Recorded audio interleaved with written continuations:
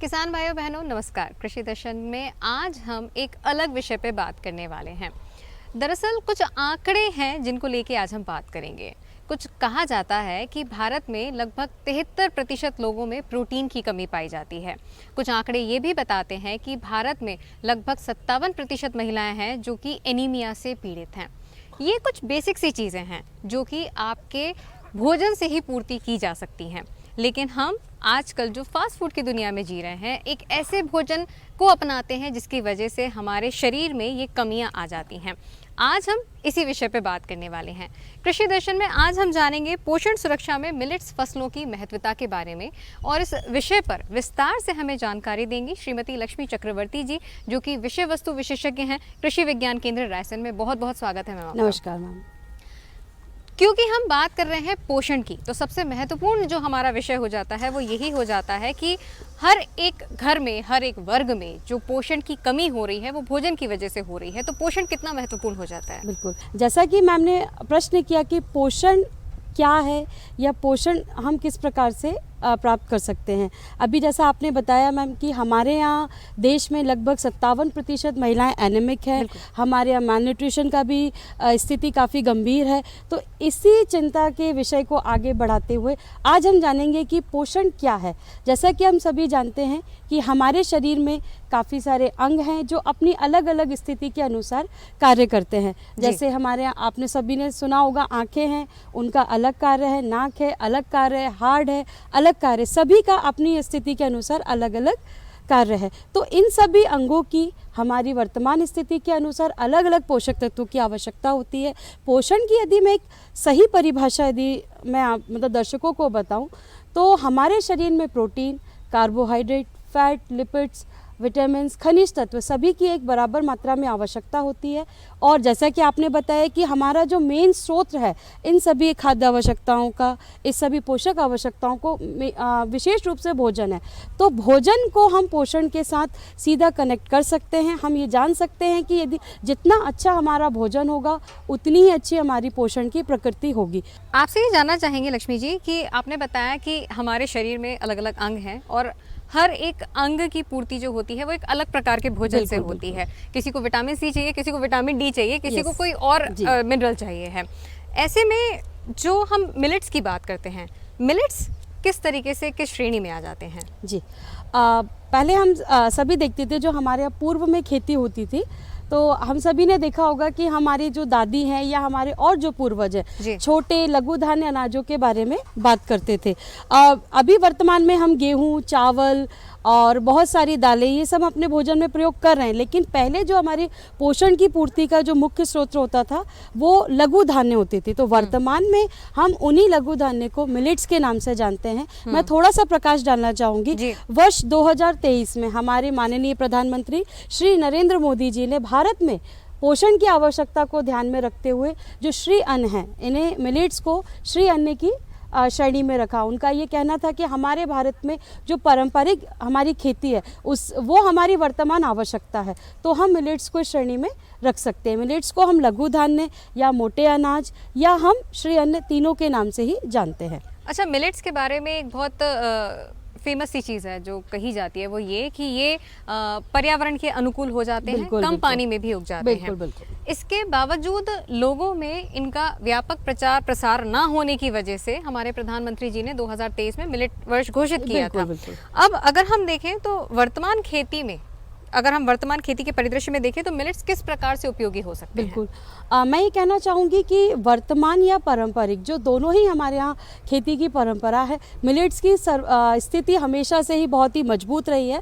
वर्तमान खेती के विषय में यदि मैं बात करूँ तो अभी हम हमारे मध्य प्रदेश के परिदृश्य में यदि हम बात करें तो खरीफ में हम धान है, सोयाबीन है, इस तरीके की फसलें देखते हैं। आने वाले रबी सीजन में हम गेहूँ है, चना है या हम मसूर, इन फसलों को हम देखेंगे।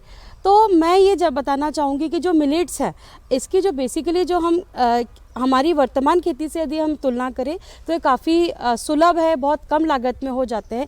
यदि मैं थोड़ा सा वर्तमान खेती की ओर प्रकाश डालूं तो हम देखते हैं आज के समय में धान है, गेहूं है, चना है, ये सब उगाना बड़ा लागत का काम है। मतलब इसमें हम रासायनिक उर्वरकों का, खादों का, बीज का, और ये सीधे तरीके से यदि देखा जाए तो ये पूरी प्राकृतिक स्थिति पर निर्भर करते हैं। यदि हम धान की बात करें, यदि अत्यंत ज़्यादा पानी गिर जाता है तो भी दिक्कत होती है। यदि हम गेहूं की बात करें उसमें भी समस्या होती है। तो यदि हम मिलेट्स को इसके वर्तमान खेती के परिदृश्य से जोड़ें तो मिलेट्स जो है लघु धान्य है, जो पारंपरिक रूप से हमारे यहाँ होते आ रहे थे, ये बहुत ही कम लागत में होते हैं। सबसे पहले हम यदि बात करें, इनके लिए ज़्यादा हमें कहते हैं कि बहुत अच्छे खेत की आवश्यकता भी नहीं है। ऐसे किसी खेत जो उपयोगी नहीं है या जहाँ पर ज़्यादा सुविधाएँ नहीं हैं तो हम वहाँ पर भी इसका काम कर सकते हैं। हम एक्सपोर्ट ज़्यादा करते हैं फसलों का, तो ऐसे में जब हम विकसित भारत की बात करते हैं, मिलेट्स किस तरीके से उपयोगी हो सकते हैं? बिल्कुल, ये बहुत अच्छा प्रश्न है जो कि शायद हमारे किसानों की व्यापारिक दृष्टि को मिलेट्स की ओर लेकर आए। वर्ष 2023 में जैसा मैंने आपको बताया कि मिलेट्स अंतर्राष्ट्रीय मिलेट्स के रूप में घोषित हुआ, उसका कारण ही ये था। हम अब जैसे हमने आयात निर्यात की बात की, हमें जो आवश्यकता लगती है हम दूसरे देशों से लेते हैं, जो हमारे पास ज़्यादा है हम दूसरे देशों को बेचते हैं। तो हमारे यहाँ भारत से हमारा प्रतिनिधित्व करने के लिए हमारे कई सारे लोग दूसरे देशों में जाते हैं। जब वहाँ सभा या संगोष्ठी होती है तो वहाँ पर एक प्रश्न आया स्वास्थ्य को लेकर। एक स्वास्थ्य सम्मेलन था जिसमें हमारे माननीय प्रधानमंत्री जी ने शिरकत की थी। तो वहाँ का एक बड़ा अच्छा प्रश्न जो काफ़ी उसी कारण से 2023 में ये हुआ था, तो उसमें ये था कि अन्य देशों के जो प्रतिनिधि थे उन्होंने ये कहा कि हमें ऐसा अनाज आप बेचिए जो कि हमारे देश के लोगों के स्वास्थ्य को बढ़ाए। गेहूं, चावल ये तो हमारे देश के लोगों के स्वास्थ्य को गड़बड़ कर रहा है। तो उन्होंने ही हमें याद दिलाया कि आपके यहाँ पहले वर्षों पहले पारंपरिक रूप से आप लघु धान्य की खेती करते थे। ये जो लघु धान्य यदि हमें मिल जाए तो हम आपकी जो भी डिमांड होगी हम उसको उस आधार पर हम इसको खरीदेंगे। तो ये प्रश्न हमारे भारत में जब आया तो हमारे माननीय प्रधानमंत्री जी को ये लगा कि ये तो बहुत अच्छा है, हम इसको बेचने में भी अग्रणी हो सकते हैं और मेरे देश के जो हमारे किसान हैं, महिलाएं या बच्चे हैं, सभी के पोषण स्तर को भी बहुत अच्छा ये बढ़ा सकता है। इसीलिए 2023 में अंतर्राष्ट्रीय मिलेट्स वर्ष को घोषित किया। और हम यदि बात करें, जब सामने से हमारे पास डिमांड आ रही है कि आप हमें ये बेचिए, तो निश्चित ही हम अंतर्राष्ट्रीय बाजार में अपनी मजबूती को और अच्छा कर सकते हैं, जो कि वर्तमान में उनकी आवश्यकता है। किसी भी अंतर्राष्ट्रीय बाजार से संबंध तभी बहुत अच्छे होते हैं जब हम उनकी आवश्यकता को ध्यान में रखते हुए चीज़ों को हम उनको उपलब्ध कराएं। तो मिलेट्स मुझे लगता है या आने वाले समय के लिए काफ़ी अच्छा है, जो हमारी अंतर्राष्ट्रीय प्रतिनिधित्व क्षमता को और हमारी शक्ति को दोनों को ही बहुत अच्छे से हमारे विश्व में स्थापित करेगा। जी, पोषण सुरक्षा को अगर हम ध्यान में रख के बात करते हैं तो ये जो रबी फसलें हैं, ये मौसम चल रहा है रबी फसलों का, इसमें क्या परिवर्तन किए जाने की अनुशंसा आप करेंगे? मैं थोड़ा सा, जैसे कि हम काफ़ी समय से पोषण सुरक्षा, पोषण को लेके ही बात कर रहे हैं, तो आने वाले रबी समय में जो रायसेन परिदृश्य या मध्य प्रदेश के परिदृश्य में मैं बात करूं तो सभी लोग गेहूं है, चना है, मसूर, इन सब की खेती करते हैं। तो ये फसलें अपनी जगह बहुत अच्छी हैं, बस थोड़ा सा परिवर्तन हमें ये करना है। क्योंकि अभी हमने बात करी कि गेहूं में ग्लूटेन होता है, ग्लाइसेमिक इंडेक्स इसका ज़्यादा है, तो हमें शुगर का प्रॉब्लम होता है। चने के साथ भी समस्या है कि हमें कई सारी खेती की स्थिति ऐसी भी हो जाती है कि चने की खेती अच्छे से नहीं हो पा रही है। तो इसमें मैं आपको बताना चाहूँगी कि हमारे यहाँ भारतीय कृषि अनुसंधान परिषद ने पोषण को ध्यान में रखते हुए, पोषण सुरक्षा को ध्यान में रखते हुए एक बायो फोर्टिफिकेशन शब्द का इस्तेमाल किया है और इसी शब्द को फसलों में उतारा है। बायो फोर्टिफाइड का मतलब ये होता है कि गेहूं का बीज वही रहेगा, चने का बीज वही रहेगा, बस उसमें जो प्रोटीन है, आयरन है, जिंक की मात्रा को वो उसमें बढ़ा देते हैं। अभी किस्में आई हैं जो कि हमारे किसान लगा सकते हैं। उत्पादन और क्षमता में कोई परिवर्तन नहीं होगा, बस किस्म के माध्यम से हम पोषण सुरक्षा को बढ़ा सकते हैं। बिल्कुल, हमारे साथ लक्ष्मी चक्रवर्ती जी थी जो कि केवी के रायसेन से थी। इन्होंने बहुत विस्तार से बताया है कि श्री अन्न का उपयोग हम कैसे कर सकते हैं और कैसे ये हमें पोषण प्रदान कर सकते हैं। आपका बहुत बहुत धन्यवाद इस महत्वपूर्ण जानकारी के लिए। अब समय हो चुका है एक छोटे से अंतराल का। कृषि दर्शन में रुकेंगे एक ब्रेक के लिए। आप बने रहिए और देखते रहिए कार्यक्रम कृषि दर्शन। अरे सुन तो। मुझे क्या सुनाना चाहते हो? जो सुनाओ मेरी सौतन को। किसको? अरे वही तुम्हारा मोबाइल फोन जिससे सुबह शाम दिन रात चिपके रहते थे और कहते थे किसान कॉल सेंटर से बातें हो रही हैं। अच्छा ये बात है। हाँ, क्यों? क्या हुआ? अब बात नहीं होती क्या? अब तो झट से बात हो जाती है। संबंधी समस्याओं का अपनी भाषा में तुरंत हल पाने के लिए पूरे भारत में किसी भी फोन से हेल्पलाइन नंबर पर संपर्क करें। किसानों का दोस्त किसान कॉल सेंटर।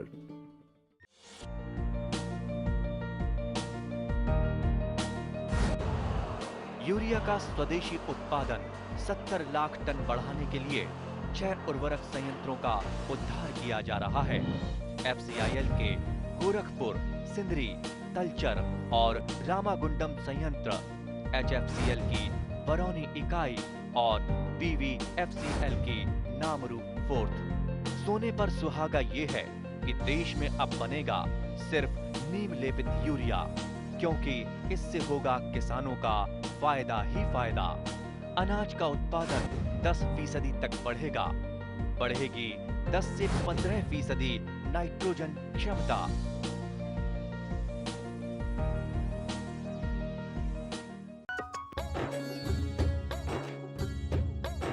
सफलता की यशोगाथा में आज की कहानी प्रगतिशील किसान यश खंडेलवाल की, जो खेतों से जुड़ा है वो धरती से जुड़ा है, जो मिट्टी को समझ गया वो जीवन को समझ गया। आज हम एक ऐसे युवा की कहानी सुनने जा रहे हैं जिसने शहर की रोशनी छोड़ी और अपने गांव की मिट्टी में रोशनी बिखेरी। ये कहानी है बड़बाहा तहसील के सोरठी बरूल ग्राम के एक होनहार युवा यश खंडेलवाल की। यश का जन्म एक साधारण किसान परिवार में हुआ। गांव में सुविधाएं बहुत कम थीं, लेकिन सपने बहुत बड़े। उनके पिता की एक छोटी सी किराने की दुकान थी, वही दुकान जो पूरे गांव की ज़रूरतों को पूरा करती थी। पिता सुबह से रात तक मेहनत करते, माँ घर और खेत दोनों संभालती। घर का खर्च किसी तरह चलता, लेकिन जीवन आसान नहीं था। बचपन में यश अक्सर पिता के साथ दुकान पर बैठते थे। वह देखते थे कि कैसे उनके पिताजी हर ग्राहक से ईमानदारी से पेश आते हैं, और यही उन्होंने सीखा। व्यवसाय केवल कमाई नहीं, भरोसे का नाम है। गांव के स्कूल में पढ़ाई पूरी की। उसके बाद यश ने आगे की पढ़ाई के लिए इंदौर का रुख किया। वहां उन्होंने BSc इन एग्रीकल्चर में दाखिला लिया। शहर नया था, माहौल नया था, लेकिन यश के अंदर कुछ सीखने की आग थी। इंदौर में पढ़ाई के दौरान उन्होंने कृषि की नई तकनीकों के बारे में जाना। सिंचाई की आधुनिक तरीके, फसल चक्र, जैविक खेती और कृषि उपकरणों का महत्व। उन्हें यह भी महसूस हुआ कि जो जानकारी यहाँ सिखाई जा रही है वह अगर गांव में किसान तक पहुँचे तो खेती का चेहरा बदल सकता है। सबसे पहले तो मैंने 12th करी, तो उसके बाद मुझे ऐसा लगा कि आगे भी बहुत सारी स्ट्रीम है, अलग अलग सब्जेक्ट है, कौन सा सब्जेक्ट लेना चाहिए, क्या करना चाहिए, बहुत सारा सोचा मैंने कि अलग अलग। फिर मुझे मेरे जो भैया हैं उनसे मुझे एडवाइस मिली कि एग्रीकल्चर में लेना चाहिए, आगे बहुत स्कोप भी है, आधुनिक चीज़ें आ रही है, तकनीकी चीज़ें। तो फिर मैं एग्रीकल्चर की तरफ गया। मैं जब कॉलेज में पढ़ाई करता था तो ये सब चीज़ें देखता था कि आधुनिक तकनीक का यूज़ हो रहा है, तो मैं ये सोचता था कि मेरे गांव में कब ऐसी तकनीकें पहुंचेगी या आएगी ये तकनीकें जिससे मेरा गांव भी आगे बढ़ सके। शहर में ज्ञान मिला, पर उस ज्ञान का अर्थ तब समझ आया जब मिट्टी की खुशबू ने पुकारा। पढ़ाई पूरी होने के बाद यश को एक अच्छी नौकरी मिली। सब कुछ ठीक था, नियमित आय, आरामदायक जीवन, शहर की रफ्तार, लेकिन मन के किसी कोने में एक बेचैनी थी। वो महसूस करते थे कि किसी और के सपनों पर काम कर रहे हैं। कभी कभी खिड़की से बाहर देखते और सोचते, कभी मेरे गांव के खेतों में भी ये तकनीक पहुंचेगी। दिन बीतते गए, पर वो सवाल जस का तस रहा। आखिर एक दिन उन्होंने तय किया, अब वक्त है लौटने का, अब वक्त है अपनी मिट्टी को लौटाने का जो उसने मुझे दिया। यहाँ पर आके खेती में आधुनिक तकनीक और नवाचार करना चुनौतीपूर्ण, कुछ हद तक चुनौतीपूर्ण था मेरे लिए।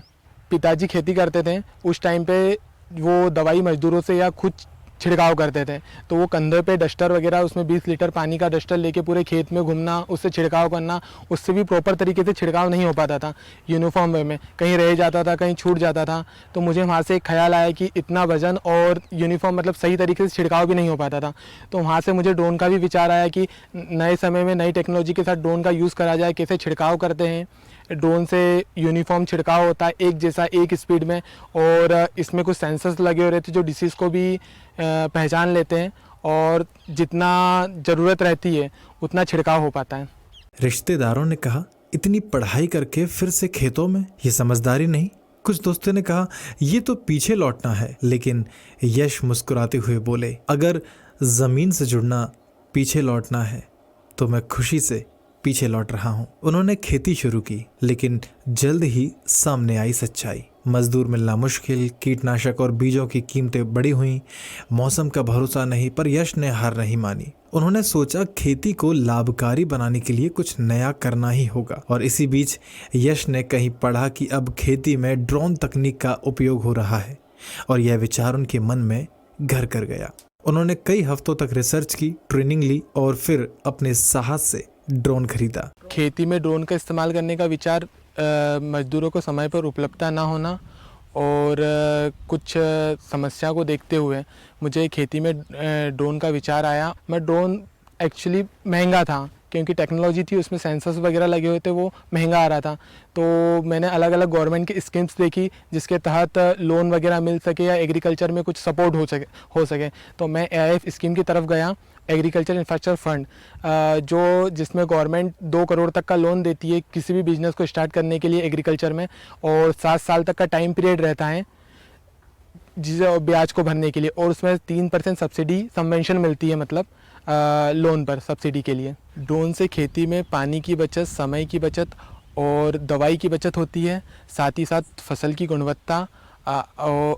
गुणवत्ता में सुधार होता है, और एक जैसा छिड़काव होने के कारण सही से जो कीट और इनका नियंत्रण हो पाता है, और मैं इससे सालाना करीबन 2 से 4 लाख तक की कमाई कर लेता हूँ। गांव वालों को पहले तो आश्चर्य हुआ, ड्रोन से खेती, ये तो शहरों की चीजें हैं। पर यश ने अपने खेतों में इसका उपयोग किया। ड्रोन से दवा छिड़कना, कीटनाशक का सामान वितरण और समय की बड़ी बचत। नतीजा यह हुआ, जहाँ पहले एक दिन में मुश्किल से 1 से 2 एकड़ पर छिड़काव होता था, वहीं अब काम कुछ ही घंटों में पूरा हो जाता था। धीरे धीरे किसानों ने देखा कि लागत कम, मेहनत कम और फसल पर असर ज़्यादा। अब गांव के किसान खुद यश को बुलाने लगे। आज यश 400 रुपये प्रति एकड़ के हिसाब से ड्रोन स्प्रे का काम करते हैं, और कई आसपास के गांवों में उनकी सेवाओं की मांग बढ़ रही है। मैं जितने भी युवा दोस्त हैं या जो खेती करना चाहते हैं, मैं उन्हें यही कहना चाहूँगा कि खेती में नई नई टेक्नोलॉजी या आधुनिक चीज़ें हैं, उनको देखिए, उनको करिए और उनको अपनाइए। खेती में सब अलग अलग तरह की चीज़ें, जो जितनी भी आधुनिक चीज़ें हैं, सबको अपने गांव में अलग अलग तरह की चीज़ें लाना चाहिए, जिससे आसपास के किसानों को भी सपोर्ट मिल सके और अपना खेती को आगे बढ़ा सके। सबसे पहले मेरे पास कॉल आया था, तो मुझे तो पहले यकीन ही नहीं हुआ कि मुझे पूषा ICR में प्रधानमंत्री मोदी जी से मिलने का मौका मिलेगा। पहले तो विश्वास ही नहीं हुआ, मगर वहाँ से 2-4 बार कॉल आए, अलग अलग लोगों से बातें हुई, फिर कुछ मैंने सर्च भी करा कि ऐसा ऐसा प्रोग्राम है उस दिन, तो फिर मुझे पता चला। उसके बाद मैंने वहाँ जाने का विचार भी बनाया कि वहाँ प्रधानमंत्री मोदी जी से मिलना है, और वहाँ जाने के लिए मुझे एक्साइटमेंट भी बहुत था। और मैं पापा मम्मी को भी बोल के गया था कि मैं उनसे मिलूँगा, उनसे बातें होगी, और साथ में जो मेरे मित्र थे उनसे भी बोल के गया था मैं कि मैं प्रधानमंत्री जी से मिलने जा रहा हूँ। और वहाँ जाने के बाद, उनसे मिलने के बाद भी मुझे बहुत अच्छा लगा। कृषि विभाग से हमें बहुत सी जानकारियाँ मिलती है, साथ ही प्रधानमंत्री मोदी जी की जो सेंट्रल गवर्नमेंट की AIF स्कीम है, और इनके तहत मुझे ड्रोन परचेज़ करने में मदद मिली है। मैं खुद ड्रोन परचेज़ ऐसे नहीं कर पाता, मगर जो माननीय प्रधानमंत्री जी की जो स्कीम है उसके तहत मैंने ड्रोन परचेज़ करा है, और यही मुझे सहायता मिली है। यश अपने 7 एकड़ खेत में केवल एक फसल पर निर्भर नहीं रहते, वो कपास, गेहूं, मक्का, चना, सब्जियां सभी उगाते हैं। वे मिट्टी की जांच करवाते हैं, पानी का सही उपयोग करते हैं और फसल के बाद उसकी प्रोसेसिंग पर भी ध्यान देते हैं। उनका मानना है किसान को केवल बोना और काटना नहीं बल्कि सोचने और योजना बनाने की जरूरत है। वे अब water management, food processing, warehouse और कोल्ड स्टोरेज जैसी सुविधाएं गांव में लाने की योजनाओं पर काम कर रहे हैं। 10 एकड़ ज़मीन में मैं बारिश के समय मतलब खरीफ के समय में कपास होता है, मक्का है, सोयाबीन है, यही आमतौर पर फसलें होती है। और फिर जब रबी का सीज़न आता है तो गेहूँ, चना, भिंडी, मक्का यही फसलें अभी हो रही है मेरे खेत पर। पानी का स्रोत मेरे यहाँ कुआँ है, 2 कुएँ हैं खेत पर, उसी से पानी की सिंचाई होती है और पर्याप्त पानी हो पाता है उससे। उनकी सोच है कि अगर गांव में ही ऐसी सुविधाएं बने तो किसान को अपनी उपज सस्ते दामों में बेचने की मजबूरी नहीं होगी। इस सफर में उनके पिता का सहयोग सबसे बड़ा था। पिता ने अपनी दुकान की आमदनी से घर चलाया ताकि यश बिना चिंता के अपने सपनों पर काम कर सकें। परिवार का साथ दिया और यही साथ यश की सबसे बड़ी ताकत बना। जब परिवार का हाथ सिर पर हो तो मुश्किलें भी सलाम ठोकती हैं। यश का लक्ष्य केवल अपनी सफलता तक सीमित नहीं, वह चाहते हैं कि हर किसान आधुनिक बने, तकनीक को अपनाए और आत्मनिर्भर बने। उनका मानना है किसान अगर बदलेगा तो भारत अपने आप बदल जाएगा। वो गांव के युवाओं को भी प्रेरित करते हैं, खेती को बोझ नहीं बल्कि अवसर की तरह देखते हैं। मल्चिंग में ये सुविधा है कि जो खरपतवार रहती है खेत में वो उगती नहीं है और मॉइस्चर भी बना रहता है, नमी भी बनी रहती है। जो फसलें रहती है उनका जर्मिनेशन भी अच्छा होता है और उसमें साथ ही साथ पानी का जो पानी देते हैं पानी भी कम लगता है उसमें।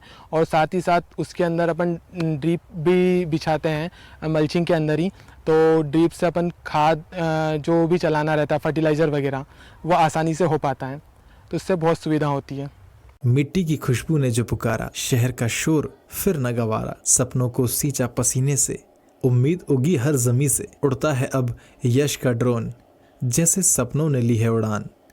खेतों में आई नई सुबह, किसान हुआ अब विज्ञानवान। भविष्य में मैं खेती के साथ साथ मशरूम फार्मिंग और उसके बायो प्रोडक्ट्स बनाना चाहता हूँ। साथ ही साथ मेरा ऐसा मानना है कि मैं साथ में कुछ किसानों को, जो गांव के किसान हैं, उन्हें जोड़कर FPO बनाऊं और सभी को मैं आगे ले जाऊं। यश खंडेलवाल की कहानी हमें सिखाती है परिवर्तन की शुरुआत किसी बड़ी योजना से नहीं बल्कि एक छोटे से कदम से होती है। उन्होंने दिखाया कि अगर एक युवा अपनी शिक्षा को अपने गांव की ज़रूरतों से जोड़ दे तो वह न केवल अपनी ज़िंदगी बल्कि पूरे समाज का चेहरा बदल सकता है। जहां चाह वहां राह और जहां यश वहां प्रेरणा। मिट्टी की यही कहानी है जिसने यश को उड़ान दी और भारत को नई पहचान दी। सफलता की यशोगाथा में यह कहानी थी यश खंडेलवाल की। यहाँ पे समय हो चुका है कृषि जगत से जुड़े हुए समाचारों को जानने का, तो आइए एक नज़र डाल लेते हैं खबरें खेती की पर।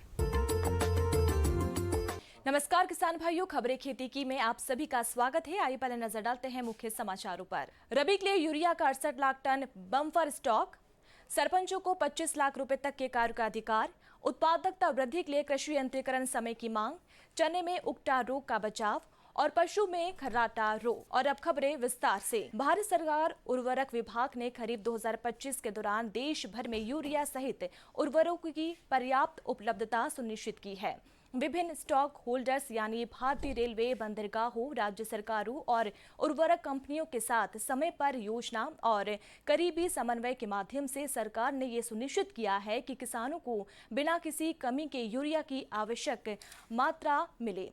ये इस बात से साफ है कि कृषि विभाग के आकलन के अनुसार 185.39 लाख मीट्रिक टन की आवश्यकता की तुलना में 230.53 लाख मीट्रिक टन की उपलब्धता सुनिश्चित की। ये 193.20 लाख मीट्रिक टन की बिक्री से कहीं ज्यादा थी। ये पूरे भारत में यूरिया की पर्याप्त उपलब्धता को दर्शाता है। जाहिर है किसानों ने खरीफ 2025 में खरीफ 2024 की तुलना में लगभग 4.08 लाख मीट्रिक टन ज्यादा यूरिया का इस्तेमाल किया है।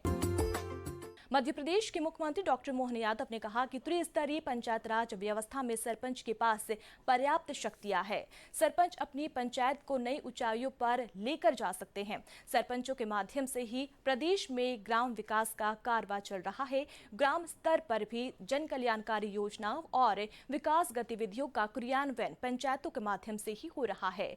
पंचायत व्यवस्था को सशक्त करने के उद्देश्य से पंचायतों को 25 लाख रुपए तक के कार्य करने का अधिकार दिया जा रहा है।